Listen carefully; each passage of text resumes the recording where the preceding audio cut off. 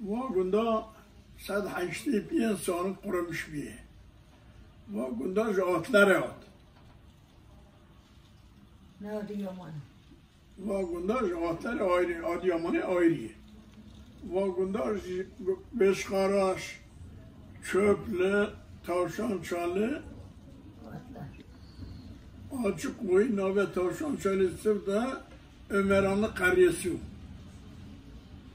Şu bu Tavşançalı, bu belediye şu. Kuruluşu bir gündü hayvancılığı ve çiftçiliği var. Kuruluşu yani iş görme bir gündü. Evet. Çiftçine yazın yaylaya, güzün köye böyle gelirdik. Çiftçiliğimiz de hayvanla idi. Yani böyle makine falan yoktu. Makine yoktu. Elle, orakla, tırpanla, harmanı böyle düğenle işlerdik. Ondan sonra kısım akrabalığa gelince o zaman çok tatlıydı. Şimdi şu Avrupa var ya biraz uzaklaştırdı. Avrupa biraz uzaklaştırdı ama kabile kabiledir. Gene uzaklaşmaz.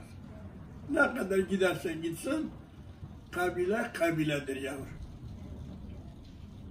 Onun için bu köy çok ilerlemiş bir köydür. Çok ilerlemiş bir bilgisiyle, zenginliğiyle, görüşüyle bu köy çok zengindir. Yüksek adamlar yetişmiştir. Milletvekillerimiz var, bakanımız var, zenginlerimiz var. Var da var. Mesela ben 73 sene bu köydeydim. Şimdi 21 senedir İstanbul'a gittim. Yazın gelirim 3 ay. Teraziye de koysalar burası ağır gelir.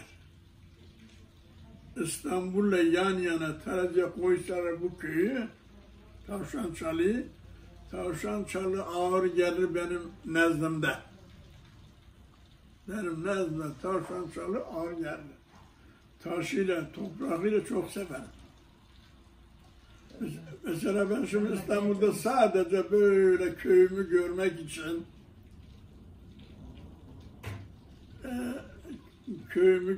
için geldim buraya. Daha da çok sevinçliyim, çok iştahlıyım. Bereketli bir köyde herkes için, bir benim için değildir. Mesela bundan kaç sene önce bu köy Konya-Ankara yolu üzerinde dedi, şirin bir kasabanın ismini söyleyin dedi. Şeyden çıktı, televizyondan yarışmada dediler ki Konya-Ankara yolu üzerinde şirin bir kasabanın ismi dedi.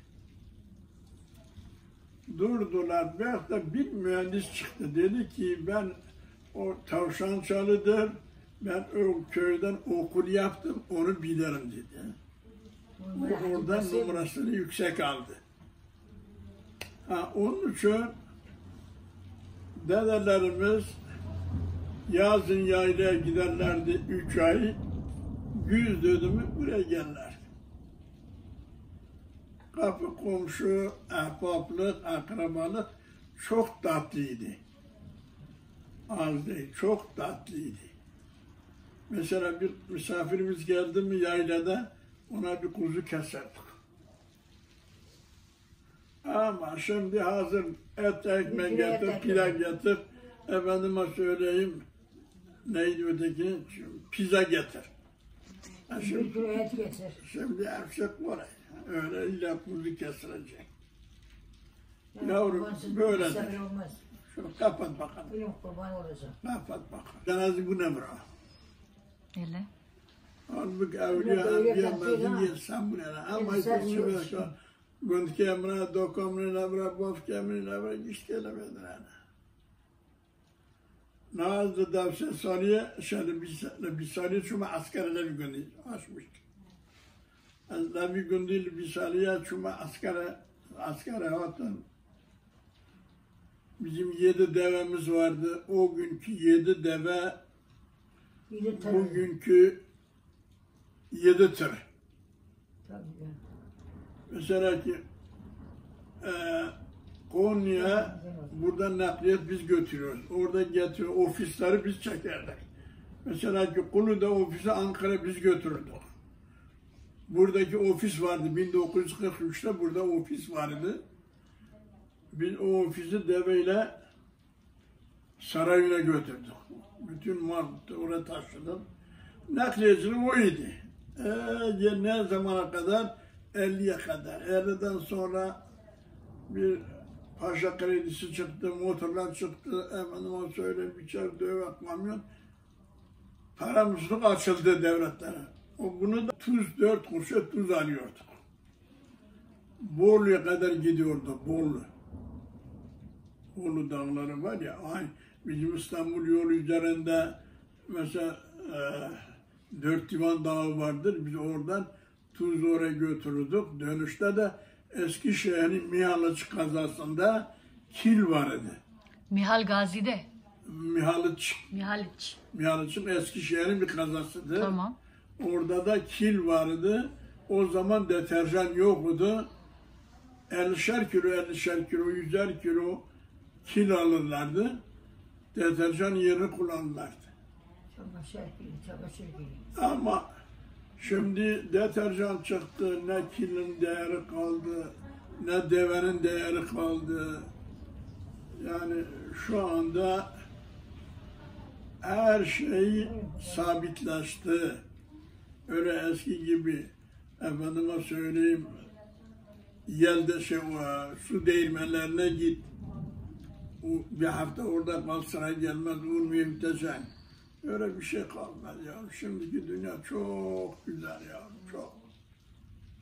Paran olursa, çalışman olursa. Ama paran pulu olmadı, gene dili geldi. Anladın mı? Anladım. O zaman da parası yoktu. Bu sohbet de vardı.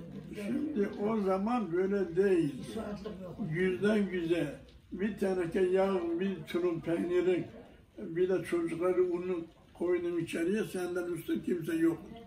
En zengin sensin. Ya, yandan üstün kimse yok. Şimdi biz yeğenle ekmek yapardık. Elin çamaşır yıkardık. 8 çocuk büyüttük. Şimdikiler anne bir baba bir çocuk. Beceremiyorlar. Bir şey yermiyor. Hepsi. Ya şimdi o bir Zamanı ağırlıktır. çok güzel. O bir ağırlıktır. O bir ağırlıktır ama şimdi her şey, yani Allah sana nimet verdi, o nimetin kıymetini bil.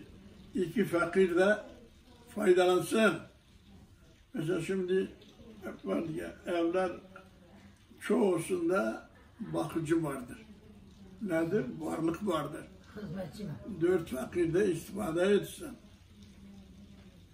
Bunun için bu zaman çok iyi.